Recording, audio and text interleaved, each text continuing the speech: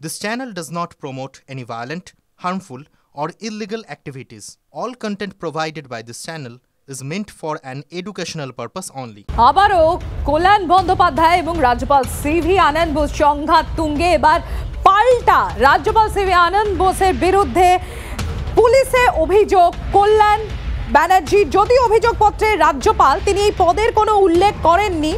কল্যাণ বন্দ্যোপাধ্যায়ের আইনজীবী আনন্দ বোসের বিরুদ্ধে কি অভিযোগ আনা হয়েছে? যে নিজের পদের অপব্যবহার, রাজ্যে অস্থিরতা তৈরির চেষ্টা, রাজভবন থেকে রাজনৈতিক দলের হয়ে কাজ করা সহ একাধিক অভিযোগ রয়েছে কল্যাণ বন্দ্যোপাধ্যায়ের। সোমা রয়েছেন আমার সহকর্মী আমাদের সঙ্গে। সোমা, রাজ্যপাল ভার্সেস কল্যাণ ব্যানার্জি, তরজা তো তুঙ্গে। একেবারেই তরজা তুঙ্গে। দেখো, আমরা দেখলাম যে আজকে কল্যাণ বন্দ্যোপাধ্যায়ের আইনজীবী তিনি হেয়ার স্ট্রিট থানায় আসলেন এবং রাজ্যপাল সিভি আনন্দ বোসের নামে অভিযোগ দায়ের করলেন।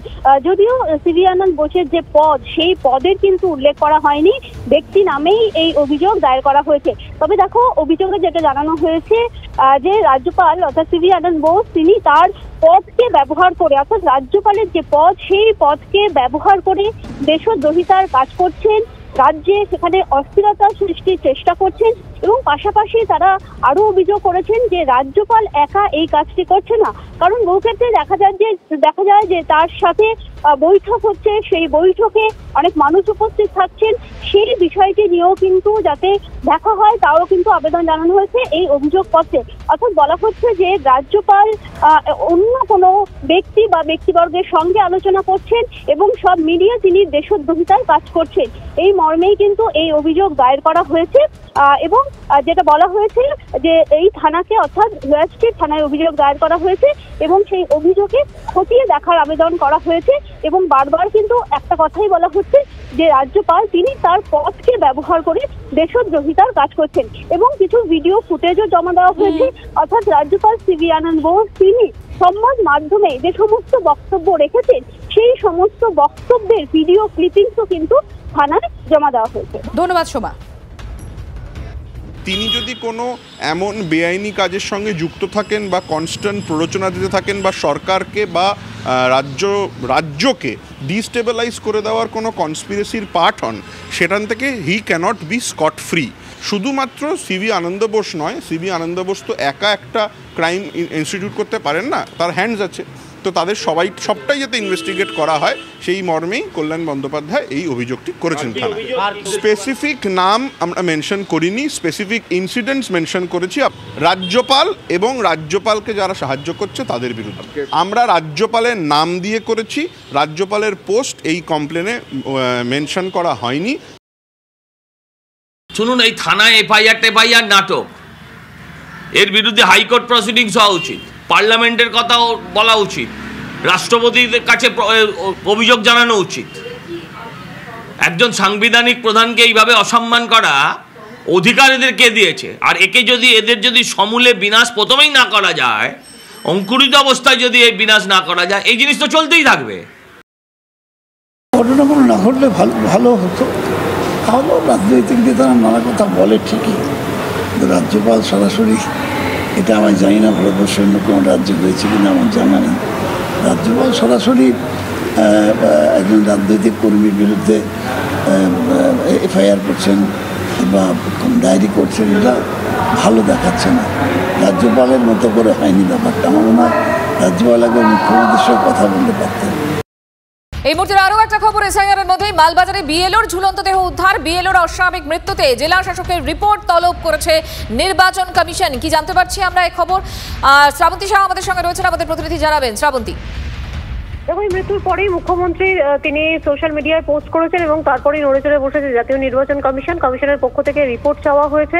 আদতে মৃত্যু কিভাবে এবং এই যার মৃত্যু হয়েছে সেই বিএলওর পরিবারের সঙ্গে কথা বলা হয়েছে কিনা এবং তারা আসলে কি জানাচ্ছেন, যাবতীয় ইন ডিটেলস রিপোর্ট জানাতে বলা হয়েছে জেলা শাসককে। যে রিপোর্ট এসে পৌঁছবে কমিশনের সিও দপ্তরে, সেটাই জাতীয় নির্বাচন কমিশনের পাঠিয়ে দেওয়া হবে বলে কমিশন সূত্রে খবর। ধন্যবাদ শ্রাবন্তী। রাজস্থান কেরলের পর এবার বাংলা এসআইআর এর কাজের চাপে এক বিএলওর আত্মহত্যার অভিযোগ উঠেছে। মালবাজারের রাঙামাটিতে মহিলা বিএলওর ঝুলন্ত দেহ উদ্ধার। পরিবারের দাবি যে এসআইআর এর কাজের চাপ সহ্য করতে না পেরে আত্মঘাতী হয়েছেন মনি এক্কা। মৃত বিএলওর বাড়িতে অনুগ্রসর শ্রেণী কল্যাণ মন্ত্রী বুলুচিক বরাইক যান। পরিবারের সঙ্গে কথা বলে পাশে থাকার আশ্বাস দেন তিনি। কী কারণে বিএলওর মৃত্যু তদন্তে পুলিশও। फॉर्म आता है बांग्ला से और केवल हमारा वाइफ ही बांग्ला ये कर रहा था, तो उसको बीएलओ का कार्ड दिया था, तो कोई फॉर्म कर लेके उल्टा पल्टा भर देता है। यहाँ पे आके उसको एकदम फिर करेक्शन करना उसको बहुत एकदम मुश्किल हो जा रहा था। वो बोल रहा था कि हमको जब से बीएलओ का अभी ये बार 24 में ये हुआ, उसका एकदम पूरा परेशान हो जा रहा हूँ। ना घर का काम कर रहा हूँ, ना ICDS का उधर के कागज़ बना नहीं सक रहा हूँ। ये एकदम उसका प्रॉब्लम है। रीजन देने के लिए तो वो जो जॉइंट वीडियो बोला कि तो आपका नाम है तो आपका नाम यहाँ से और नहीं हटेगा, आपको ही काम करना पड़ेगा। उसे रिजाइन देने का भी कोशिश किया? हाँ, किया था। मेंटली उसका हेल्थ बहुत खराब था। अच्छा, किस लिए कारण? जॉब का बहुत ज़्यादा प्रेशर था, हेडेक। मतलब ICDS का पहले से प्रेशर था? ICDS का तो प्रेशर था ही था, उसके बाद BLO का भी था। तो किस किस्म का BLO का किस किस्म का प्रेशर, थोड़ा सा बताइएगा। कोई फॉर्म बहुत ज़्यादा था, करने के लिए अकेले पड़ जा रहे थे। फिर बेंगोली में फॉर्म था तो हम लोग भी कोई हेल्प नहीं कर सकते थे। হওয়ার পর থেকে তাদের যেভাবে কাজ, তার মধ্যে তারা হিন্দি ভাষী ছিল। তারা এখানে তো সব কিছু বাংলা পেপারের মাধ্যমে আছে, তো সুতরাং এখানে হিন্দি ভাষী ও কাজ করতে গিয়ে একটু অসুবিধা হচ্ছিল। এসআইআর হওয়ার ফলে কিন্তু অনেক জায়গায় আমরা সুসাইড করতে দেখেছি, কিন্তু এইটা আমারও নজরে প্রথম যে বিএলও লোড নিতে পারে না, যার ফলে কিন্তু আজকে তাকে সুসাইড করতে হয়েছে। সুতরাং এটা তো আজকে, এর আগে তো কোনোদিন এইরকম সমস্যা ছিল না। একটা নতুন সমস্যা এখানে আনার ফলে কিন্তু আজকে সমস্ত মানুষের মধ্যে একটা আতঙ্ক আছে।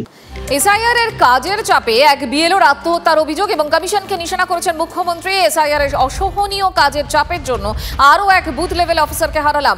এসআইআর শুরুর পর ইতিমধ্যে 28 জন প্রাণ হারিয়েছেন, তাদের মধ্যে বেশ কয়েকজন এসআইআর আতঙ্কে, কেউ অত্যধিক কাজের চাপে। কমিশনের অপরিকল্পিত কাজের চাপের কারণে এতগুলো মূল্যবান জীবন শেষ হয়ে গেল। আগে যে প্রক্রিয়া শেষ করতে 3 বছর লাগতো, এখন রাজনৈতিক প্রভুদের খুশি করার জন্য নির্বাচনের আগে 2 মাস সময় বেঁধে দিচ্ছে কমিশন।